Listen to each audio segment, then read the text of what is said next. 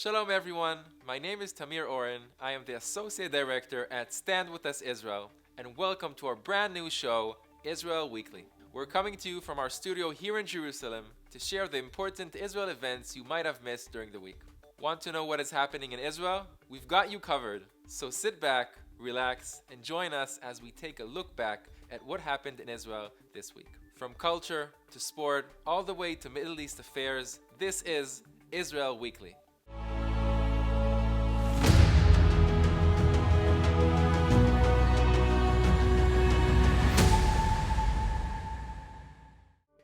So let's get started. In a momentous milestone, the first ever nanosatellite to be designed, assembled, and tested at an Israeli university was launched into space on Saturday night.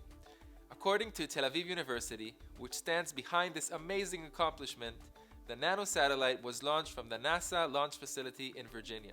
In space, it will conduct several experiments, including measuring cosmic radiation around the Earth. The scientific data collected by the detectors will help design better protective gear for astronauts and space systems.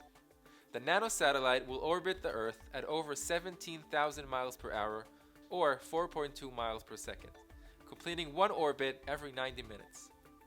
The satellite's dimensions are about 4 by 4 by 12 inches and it weighs less than 5.5 pounds.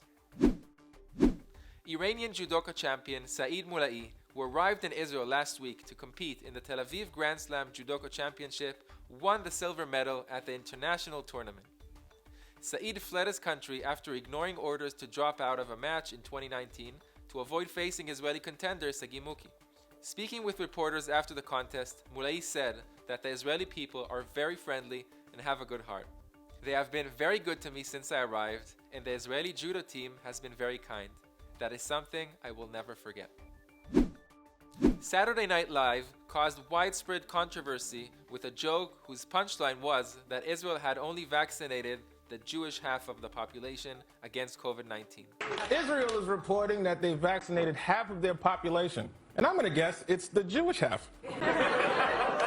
This may have been an uninformed comment, lacking understanding of Israel's diverse population, or even a lie dressed up to get laughs. Saturday Night Live's so-called joke was seized on by anti-Semitic groups online and perpetrates a classic blood libel trope against Jews being selfish or even spreading disease amongst non-Jews. Now for the truth. Israel's vaccination rollout has benefited all its population, whether Arab, Jewish, or otherwise. All Israelis over the age of 16, regardless of who they are, have equal and immediate access to coronavirus vaccinations, and that campaign has been acknowledged as the quickest and most comprehensive in the world to date. In addition, Israel has given the vaccine to many Palestinians in East Jerusalem and shared vaccines with the Palestinian Authority to help them protect their healthcare professionals. Israel's rapid vaccination effort and its free, fair, and comprehensive rollout should be a source of pride, admiration, and celebration. The research that Israeli medical institutions are compiling as a result will help people all over the world. And if you want to have a say on the matter, join the letter writing campaign calling on Saturday Night Live to apologize for perpetuating anti-Semitism. Thousands of people from all across Israel were engaged in a race against time this week to clean Israel's contaminated Mediterranean beaches. This comes after the worst oil spill the country has ever seen. Large amounts of oil were found across 100 miles of Israel's coastline. That's 40% of Israel's coast. The massive cleanup operation involves thousands of volunteers as well as soldiers from the Israel Defense Forces, which is still continuing.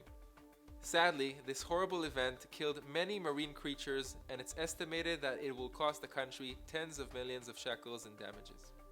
As of now, it's yet unclear what or who caused this disaster, with Israel continuing its investigation into the matter. Meanwhile, hundreds of inspiring volunteers are working day and night to save this integral part of Israel's nature. And finally, this week, Jerusalem launched the breathtaking Follow the Lights project, in which dozens of iconic landmarks across the Old City have been illuminated and transformed into works of art. Its aim is to restore the light in the face of the difficult time caused by COVID. Local residents have been able to experience this amazing artwork from the comfort and safety of their cars. The drive takes participants to 22 iconic buildings and sites in Jerusalem, each lit up with imagery, video installations, and lights.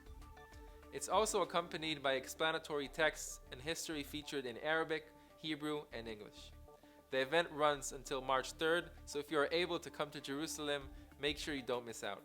May the light of Jerusalem always shine bright. And that concludes today's episode. If you want to know more about Israel, make sure to subscribe to our channel and don't forget to share this video. Let us know your thoughts in the comment section below. We would also like to take this opportunity to wish all who are celebrating a happy, healthy, and safe Purim. From all of us here at Stand With Us, happy Purim. See you next time, and Shalom from Jerusalem.